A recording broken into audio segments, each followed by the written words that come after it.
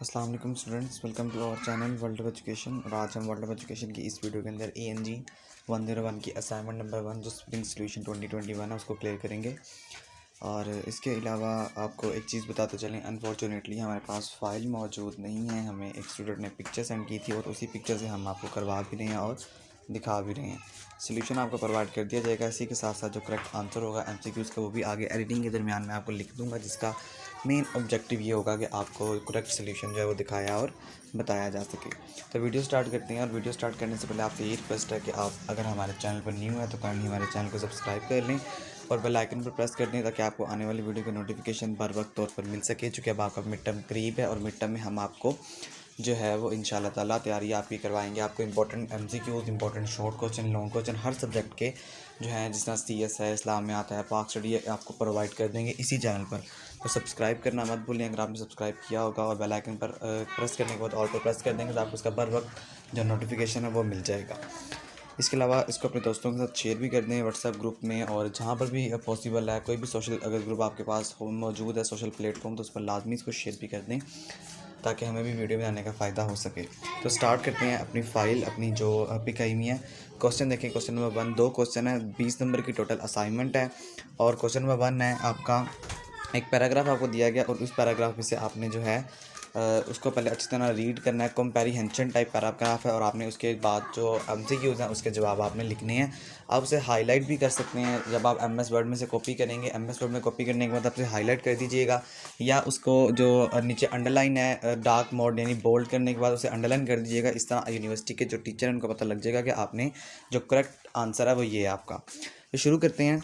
When another old cave is discovered in the south of France, यानी अब जो है ओल्ड केव, बहुत ज़्यादा एक केव कहते हैं गार को, जो ओल्ड केव है यानी ओल्ड जो गार है, पुरानी गार जो है वो फ्रांस में जो है फ्रांस के साउथ में डिस्कवर की गई थी। इट इज़ यूजुअली न्यू, ये न्यू थी उस टाइम पर जब कवर की गई थी। Rather it is an ordinary event, ये एक ऑर्डिनरी वाक़या है। Such discoveries are so frequent these days that hardly anybody pay heed to them. देखें, आजकल के दिनों में ये जो है एनीबॉडी पेज नी हेड टू दैम है, यानी कि जो डिस्कवर्ड होती हैं इस तरह की frequently these type of days में की जाती हैं। हाउएवर ताहम when the Lascaux cave complex was discovered in 1940, ये जो डिस्कवर की गई थी 1940 के अंदर ये डिस्कवर की गई थी। The world was amazed, AMAZED, जो वर्ल्ड थी उस टाइप पर वो बहुत ज़्यादा अमेज्ड थी, यानी कि उस टाइम जानकारी हासिल की जा रही थी। उस टाइम जो नई नई जो डिस्कवरीज हैं वो की जा रही थी। Painted directly on its wall were hundreds of scenes showing how people lived thousands of years ago। अब जो गार है उस गार के अंदर बहुत ज़्यादा ऐसी पेंटिंग्स हमें मिलती हैं जिस पेंटिंग से हम ये पता लगा सकते हैं कि जो लोग थे हंड्रेड्स थाउजेंड्स ऑफ ईयर को किस तरह रहा करते थे। यानी यानी कहने का मकसद ये है कि जो थाउजेंड्स ऑफ ईयर ये पुरानी गार है तो उसके अंदर हमें पेंटिंग्स मिलती हैं जिससे हम इसका अंदाज़ा लगा सकते हैं कि किस तरह से जो लोग थे यानी थाउजेंड्स ऑफ ईयर पहले किस तरह वो रहते थे। The scenes show people hunting animals, अब वहाँ पर जानवरों की तस्वीरें भी मिलती हैं, such as person as wild cat, यानी कि कैट वगैरह की, और उस टाइम पर जो एनिमल्स मौजूद थे उसकी पिक्चर्स भी हमें दीवारों पर मिलती हैं। इसके अलावा other images depict birds and most noticeably horses.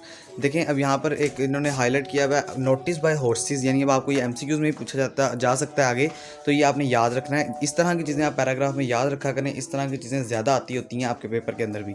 तो अब कहने कि तमाम तर जानवरों में से हमने सबसे ज़्यादा जो नोटिस किया वो हॉर्सेस को नोटिस किया, यानी हॉर्सेस की तस्वीर सबसे ज़्यादा थी। Which appear in more than 300 walls, जो कि 300 वॉल्स पर इमेजेस जो हैं by far outnumbering all other animals, तमाम तर एनिमल से ज़्यादा हैं।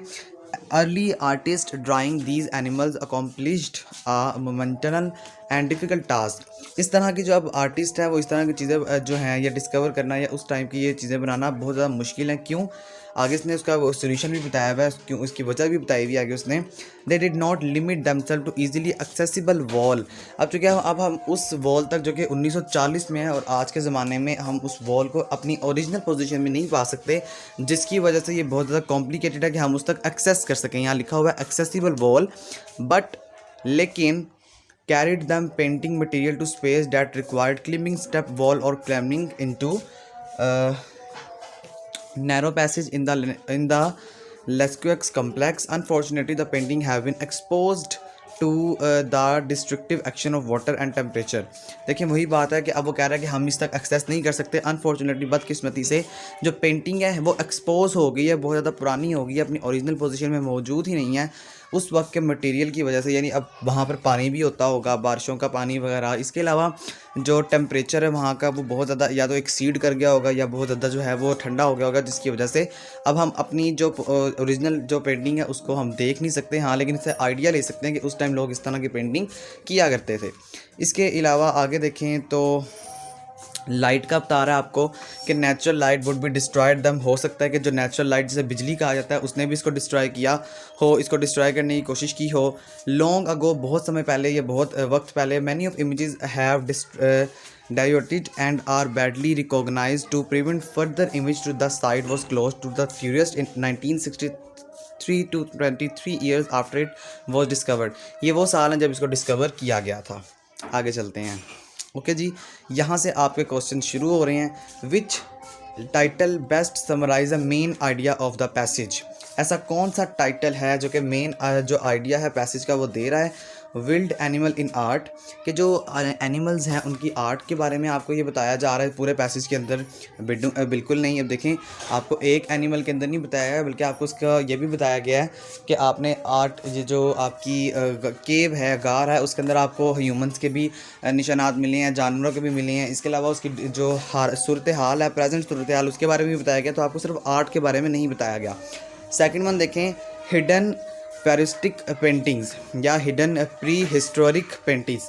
प्री हिस्टोरिक पेंटिंग का मतलब ये होता है कि जो पिछले ज़माने की पेंटिंग्स है, आपको हिडन पेंटिंग है उनके बारे में बताया गया है। या एक्सप्लोरिंग केव्स रिस्पेक्टिवली, क्या सिर्फ एक्सप्लोर किया गया केव को, या determining the age of France cave, जो फ्रांस केव है उसको डिटरमाइन किया गया। तो यहाँ पर आई थिंक सो बेहतरीन आपका जो सल्यूशन है वो या तो बी हो सकता है या सी हो सकता है। लेकिन देखिए, एक्सप्लोर नहीं किया गया सिर्फ केव को, आपको सिर्फ हिडन भी किया गया। हिडन जो आपको प्री हिस्टोरिक जो पेंटिंग्स है वो बताया गया। तो यहाँ पर बेहतरीन ऑप्शन बी है। ठीक है, बेहतरीन ऑप्शन यहाँ पर बी है। मैं इसके आगे मेंशन भी कर दूंगा, B option is the right answer. उसके आगे दूसरा क्वेश्चन देखें, बेस्ड ऑन द पैसेज। अब जो पैसेज पे बेस करता है, what is probably true about the south of France. अब क्या ट्रू है, आगे ऑप्शन देखते हैं। ये भी दूसरा जो हमारे पास क्वेश्चन है अभी मैंने आपको बता दिया है। ओके जी, ऑप्शन देखें, it is home to rare animals. क्या ये होम जो है वो रेयर एनिमल्स के बारे में बता रहा है। It has a large number of caves, क्या ये लार्ज नंबर ऑफ केव्स के बारे में बता रहा है। It is known for horse racing events, या it has attacked many famous artist. तो अगर आपने पढ़ा हो तो आपको जो है पैसेज की समझ आ गई, तो आपको इसमें समझ आ जाएगी जो बेहतरीन ऑप्शन है वो ऑप्शन बी है। It has a large number of caves, क्योंकि जो फ्रांस है उसके अंदर लार्ज नंबर ऑफ केव्स जो हैं वो डिस्कवर की गई हैं। आगे चलते हैं क्वेश्चन नंबर 3 की तरफ। अकॉर्डिंग टू द पैसेज के मुताबिक which animal appear most often on the cave walls. यानी कि ऐसा कौन सा जानवर है जिसको सबसे ज़्यादा केव की दीवारों पर पाया गया। तो देखें, horse is that the animal whose appear most often on the cave. हमने ये पीछे पढ़ के आए हैं कि हॉर्सेस को बहुत ज़्यादा दीवारों पर पाया गया, हॉर्सेस की तस्वीर को। चौथा देखते हैं, what was the painting inside the luxurious complex at difficult task, या a difficult task it was completely dark inside. कह रहा है कि अब आपने क्या ऐसा कॉम्प्लेक्स देखा सिस्टम जो कि वहाँ पर डिफ़िकल्ट टास्क था। क्या ये तमाम तर जो टास्क डार्क इनसाइड था वो डार्क थी कम्प्लीटली तौर पर, या केव जो थी वो फुली वाइल्ड एनिमल थी, या इसके अलावा पेंटिंग मटेरियल था, या many painting spaces were difficult to reach, या बहुत ज़्यादा जो पेंटिंग थी उसको डिफ़िकल्ट था एक्सेस करना, रीच करना उन तक। तो option D is the correct answer. Last की तरफ चलते हैं। तो लास्ट में देखें, अकॉर्डिंग टू द पैसेज के मुताबिक all of the following has caused damaging to the painting except. यानी पैसेज के मुताबिक तमाम तर जो केस डैमेज हो चुकी हैं पेंटिंग के सिवाय, यानी ऐसी कौन सी पेंटिंग है जो अभी तक जो है वो डिस्ट्रॉय नहीं हुई। तो वो ऑप्शन डी इसका लास्ट आंसर है। आगे चलते हैं क्वेश्चन नंबर 2 की तरफ। तो human need visual and lingual components in order to feel compelled toward something, and descriptive writing is out of them. In fact, it is an art which give individuals a chance to use their artistic scene and compose new ideas। अब आपने new idea देखना है। Picture को देखते हुए आपने 150 से 200 words तक लिखना है। यहाँ पर देखें लिखा हुआ है। आपने डिस्क्रिप्शन लिखनी है उसकी। आपकी डिस्क्रिप्शन जो है वो कोहेरेंट होनी चाहिए। ग्रामेटिकल वर्क है आपका वो भी परफेक्ट होना चाहिए। तो ये मैंने आपको अभी बताया। हमारे पास अनफॉर्चुनेटली जो है वो फ़ाइल मौजूद नहीं है, लेकिन यहाँ पर जो है सीढ़ी है, यहाँ पर एक पर्सन की तस्वीर बनी हुई है और वो पर्सन इस सीढ़ी पर क्लिम कर रहा है, चढ़ रहा है और चढ़ते चढ़ते ये आसमान तक यानी जो आपका चाँद है वहाँ तक पहुँच जाएगा। तो आपने इसके बारे में 150 से 200 अल्फाज का एक मज़मून लिखना है। देखें, लिखना बहुत आसान है, क्योंकि अब हम आपको इसका सलूशन प्रोवाइड नहीं कर रहे, सिर्फ हम आपको बता देंगे कि आपने लिखना क्या क्या है। आप इसके बारे में ये भी लिख सकते हैं कि जनाब अगर इंसान जो है वो कोशिश करता रहे तो आखिरकार वो कामयाब हो जाता है। और जिस तरह एक जो स्टोरी थी try again at last you will success, आप इसके बारे में वो भी लिख सकते हैं। देखें, आपने अब यहाँ पर ख़ुद से काम करना है, आपकी ग्रामेटिकल वर्क बेहतर होनी चाहिए। इसके बारे में अगर आपको कोई चीज़ समझ नहीं आएगी तो आप हमसे कमेंट्स में पूछ लीजिएगा, लेकिन अब आप काम यहाँ पर ख़ुद करेंगे, खुद अपना ऐसे लिखेंगे। अगर आपने कोई भी ऐसे कॉपी किया तो आपके असाइनमेंट में 0 मार्क लगा दिया जाएगा। तो वो जो आपके पिछले 10 नंबर हैं वो भी जाने के चांसेस ज़्यादा होते हैं। तो आपसे यही रिक्वेस्ट है कि आपने खुद काम करना है। सारा एक तस्वीर आपको दी हुई है, इसको आप ये लिख सकते हैं कि अगर जो है इंसान आहिस्ता आहिस्ता मेहनत करता रहे, मेहनत करने के बाद जो है वो इस सीढ़ी पर क्लिम करेगा तो एटलीस्ट जो उसकी जो मंजिल है वो कामयाबी की तरफ ही जा रहा होगा। उसकी मंजिल जो है वो कामयाबी ही होगी और आखिरकार वो आसमान की उस बुलंदियों को छू लेगा जहाँ से जो मेहनत ना करने वाले लोग हैं वो उनको जो ऊपर मुँह करके हैं वो देख रहे होंगे। तो इन तमाम तर चीज़ों को आप इंग्लिश वर्डिंग में लिख सकते हैं। आइडियाज़ मैंने आपको दे दिए हैं कि आप जो है सक्सेस के बारे में लिख सकते हैं, ट्राई अगेन के बारे में लिख सकते हैं, इंसान की कोशिश के बारे में लिख सकते हैं। इसके अलावा जो इंसान ने इतनी तरक्की कर ली है आप उसके बारे में भी यहाँ पर हवाला दे सकते हैं कि हमने बहुत ज़्यादा तरक्की की है। तो हमने तरक्की सिर्फ इस वजह से की है कि हम जो है वो मेहनत बहुत ज़्यादा कर रहे हैं, और जितनी ज़्यादा हम मेहनत करते जाएंगे इस दुनिया में उतनी ज़्यादा जो चीज़ें हैं वो हम डिस्कवर करते जाएंगे। तो ये वो वाले टॉपिक्स हैं जिनके ऊपर आप एक लंबा मजमून लिख सकते हैं। ज़रूरी नहीं है कि आप जो है वो 200 अल्फाज तक लिखें, आप 150 अल्फाज पर भी इनफ कर सकते हैं। बहुत ज़्यादा जो मैंने आपको टॉपिक्स बताए हैं इस पर बहुत ज़्यादा आप राइटिंग कर सकते हैं। फिर भी अगर आपको समझ ना आए तो आप हमसे कमेंट्स में पूछ लीजिएगा, हम इंशाल्लाह आपके कमेंट्स का रिप्लाई करके आपको एज सुन एज़ पॉसिबल आपका कॉन्सेप्ट जो है वो अच्छी तरह मज़ीद क्लियर कर देंगे। ओके डियर स्टूडेंट्स, वीडियो अच्छी लगने पर इसको लाइक करें, दोस्तों के साथ शेयर करें, कमेंट करें, और अगर आप चैनल पर नहीं हो तो काइंडली सब्सक्राइब कर लें ताकि आपको बर वक्त नोटिफिकेशन मिल सके। मैंने पहले भी दोहरा दिया कि आपके मिड टर्म की तैयारी हम इसी चैनल पर आपको करवाएंगे। तो आपने अगर सब्सक्राइब नहीं किया तो ये बहुत इंपॉर्टेंट है करना, लाइक लाजमी कर दिया करें, क्योंकि हमें इससे बहुत ज़्यादा जो अपना काम है उसमें हमें इनकरेज मिलती है कि हम अपना काम अच्छा कर रहे हैं। तो लाइक करना भी ना भूलें, कमेंट भी कर दें और दोस्तों के साथ इसको शेयर भी लाजमी कर दें। ठीक है डियर स्टूडेंट्स, आई होप आपको समझ आ चुकी होगी। ओके, अल्लाह हाफिज़।